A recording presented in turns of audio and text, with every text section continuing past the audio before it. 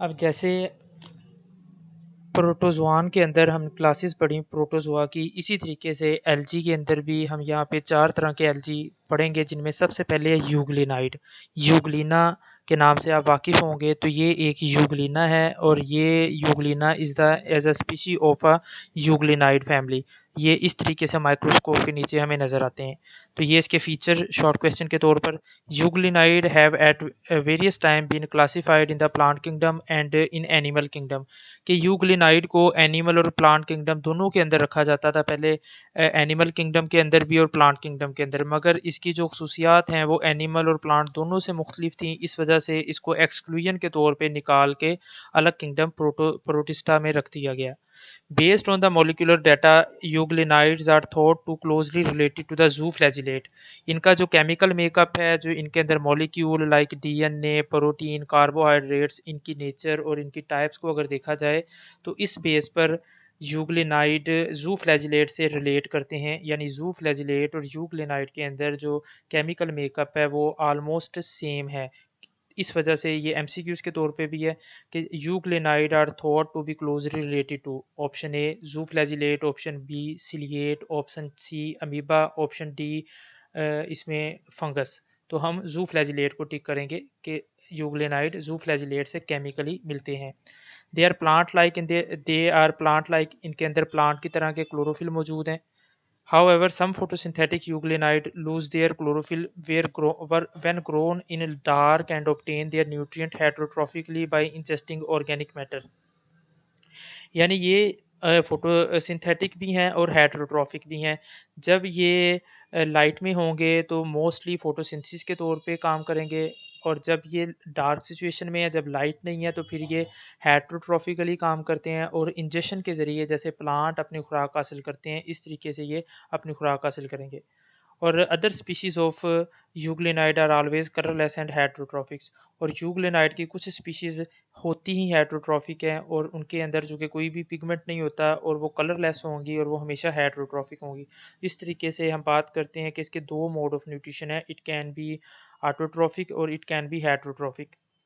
इसके बाद नेक्स्ट जो हमारे पास है that is the brown algae, और ये एमसीक्यूज के तौर पे, ख़ास तौर पे शॉर्ट क्वेश्चन में इस चैप्टर में 99.9% ये शॉर्ट क्वेश्चन लास्ट भी मौजूद होता है। व्हाट आर कैल्प्स, क्वेश्चन आता है व्हाट आर कैल्प्स, या फिर what are the giant of protists. Giant का मतलब है लार्जेस्ट साइज के, सबसे बड़े, जैसे हमने जाइंट अमीबा पढ़ा था। तो ब्राउन एल्गी को जाइंट ऑफ प्रोटिस्ट कहते हैं क्योंकि ये 75 मीटर्स तक भी ग्रो कर सकते हैं। Brown algae includes the giant of kingdom protist, MCQs के तौर पे भी ये लाइन आती है। इसके बाद all brown algae are multi cellular and range from a few centimetre to approximately 75 metres in length. यानी 75 मीटर एक मिडल साइज प्लांट तक इनका साइज हो सकता है। ये आप इसको ग्रो देख सकते हैं, this is the brown algae. तो ब्राउन एल्गी की एक टाइप है कैल्प। तो शॉर्ट क्वेश्चन आता है व्हाट आर कैल्प, तो हम इसी तरीके से पॉइंट की फॉर्म में लिखते हैं, they are the largest brown algae, they have tough and leathery appearance. इनकी ये टफ और लेदरी अपीयरेंस होती है। अब इनके अंदर जो प्रॉपर रूट स्टेम और लीफ नहीं होंगे, बल्कि रूट स्टेम और लीफ लाइक स्ट्रक्चर्स मौजूद हैं।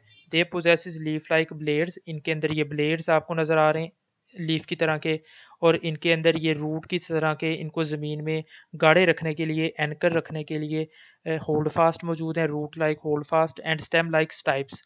ये स्टाइप जो कि स्टेम की तरह के है, तो तीन स्ट्रक्चर हैं, root like hold fast, stem like stipe and leaf like blades. तो ये हम तीनों स्ट्रक्चर इसी तरीके से शॉर्ट क्वेश्चन में लिखते हैं कैल्प्स।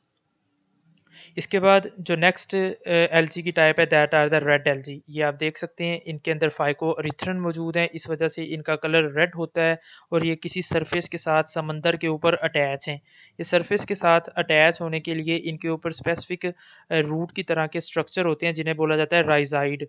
और ये राइजाइड के साथ, राइजाइड की मदद से अपने इस राइजाइड, और इनको एक और नाम दिया जाता है होल्ड फास्ट। जैसे यहाँ पर होल्ड फास्ट हैं, यहाँ पर भी इसी तरीके से होल्ड फास्ट हैं, जिनकी मदद से ये सबस्ट्रेटम के साथ या किसी भी सब्सटेंस के साथ जुड़े हुए हैं। जैसे यहाँ पे ये किसी समंदर के अंदर किसी चट्टान के साथ जुड़े हुए हैं। Red algae, the multi cellular body form of red algae is commonly composed of complex interwoven filament that are delicate and feathery.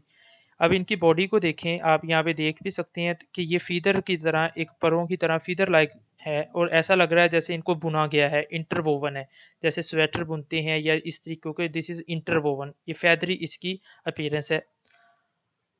और इसके अलावा जो it may be flattened sheets की फॉर्म में भी हो सकते हैं। Most multicellular red algae attach to the rock और other substance by the basal holdfast, इनके बेस के, इनके निचली तरफ इस रॉक की सरफेस के साथ अटैच करने के लिए होल्ड फास्ट होते हैं, जिसकी मदद से ये रॉक के साथ अटैच होते हैं। ये बड़ा अहम एक पॉइंट इसमें जो एमसीक्यूज के तौर पर इसी का सिग्निफिकेंट फीचर है कि इसकी सेल वॉल के अंदर कैल्शियम कार्बोनेट भी मौजूद है। Some red algae incorporate calcium carbonate in their cell wall, और वो कैल्शियम कार्बोनेट किधर से लेते हैं? From the ocean and take part in building coral reef along with the coral animal. ये ओशियन में से जो सेल कैल्शियम कार्बोनेट है उसको अपने सेल वॉल का हिस्सा बनाते हैं। और फिर यहाँ पे दूसरा लफ्ज़ लिखा गया कोरल रीफ। कोरल रीफ यहाँ पर डिटेल में 10th चैप्टर में हम बात करते हैं, इसको एज अ लॉन्ग क्वेश्चन भी, एज अ शॉर्ट क्वेश्चन भी। इसकी यहाँ पर ज़रा मुख्तसर सी बात अगर करें तो समंदर की सतहों के अंदर, समंदर के नीचे चट्टानें मौजूद होती हैं, ये जैसे आपको नज़र आ रही है, जिन्हें कोरल रीफ कहा जाता है। तो ये कोरल रीफ, जो रीफ का लफ्ज़ी मतलब है चट्टान को बोलते हैं, तो समंदर के अंदर जो चट्टानें होती हैं जो इस उन्हें कोरल रीफ कहते हैं, तो ये कोरल रीफ के साथ अटैच होते हैं। तो ये एक अहम फीचर यहाँ पे कैल्शियम कार्बोनेट एमसीक्यूज के तौर पे रेड एल्गी का एक स्पेसिफिक फीचर है।